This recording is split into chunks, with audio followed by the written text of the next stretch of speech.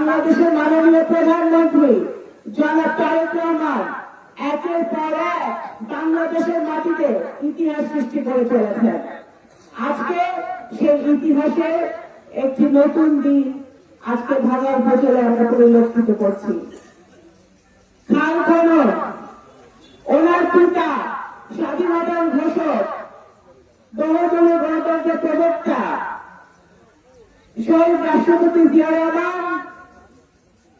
যেমন স্বাধীনতার ঘোষণা দিয়েছিলেন এই মার্চ মাসে, যেমন যুদ্ধ করেছিলেন, দিনের মতো বাংলাদেশকে স্বাধীনতা এনে দিয়েছিলেন, সার্বভৌমত্ব এনে দিয়েছিলেন, ঠিক একইভাবে উনি যখন রাষ্ট্রপতি হলেন, বাংলাদেশ জাতীয়তাবাদী দল সৃষ্টি করলেন, উনি রাষ্ট্রপতি হয়ে বাংলাদেশের আপামর জনতার জন্য, উনি কৃষকদের জন্য, উনি বুঝতে পেরেছিলেন যে বাংলাদেশ কৃষি প্রধান দেশ, এই বাংলাদেশে যদি উন্নয়ন করতে হয় কৃষকদের উন্নয়ন করতে হবে, কৃষকদেরকে ভালো রাখতে হবে, তাদেরকে স্বচ্ছন্দে রাখতে হবে।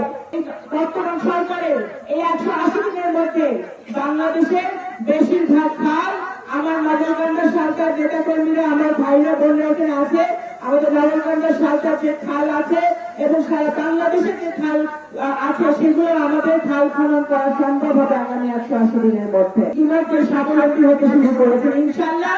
এই ফ্যামিলি কার্ড সারা বাংলাদেশে এই ভাঙা সদরপুর চরপেশন সহ সকল আমাদের উপজেলায় এই ফ্যামিলি কার্ডে পৌঁছে যাবে ইনশাল্লাহ শিগগিরই। এবং আগামীতে আরো ইতিমধ্যে উনি আমাদের আলেম ওলামা মাশায়েখ এবং সকল ধর্মাবলম্বী যারা আমাদের ধর্মগুরুরা আছেন তাদের জন্য একটি সম্মানী ভাতা চালু করেছেন এই রোজার মাসে। সবচেয়ে বড় আরো আগে আছে আগামী রোজার ঈদের পরে উনি যেটা উদ্বোধন করবেন সেটা হচ্ছে কৃষক কার্ড। কৃষক কার্ডের মাধ্যমে আমাদের এই আপামর এই প্রত্যেকটি প্রত্যন্ত অঞ্চলে কৃষকরা তারা লাভবান হবে এবং তারা যাতে আরো বেশি উৎপাদন করতে পারে এবং তারা যাতে কোনোভাবে মধ্যস্থ ভোগীদের দ্বারা তারা প্রতারিত না হয়, আমাদের কৃষক ভাইরা যেন ভালো থাকে, সেই কারণে তাদের কৃষক কার্ড চালু করা হয়। আজকে এই সুন্দর এই পরিবেশে এই খাল খনন কর্মসূচি সফল এবং দেশনেত্রী বেগম খালেদা জিয়া আমাদের গণতন্ত্রের মাতা, যিনি সারা জীবন বাংলাদেশের জন্য সংগ্রাম করেছেন, গণতন্ত্রের জন্য সংগ্রাম করেছেন। গত 17 বছর উনি অসুস্থ অবস্থায় ছিলেন, তারপরেও কিন্তু উনি মানুষের জন্য কাজ করে গেছেন।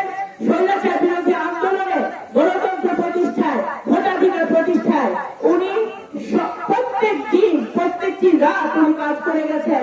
7-6 বছর উনি মিথ্যা মামলায় কারাগারে ছিলেন। তারপরেও তিনি যখন উনি কারাগার থেকে বেরিয়েছেন একটা কথাও কিন্তু ওনার প্রতিহিংসামূলক কোনো কথা উনি মানুষের উদ্দেশ্যে বলেন না।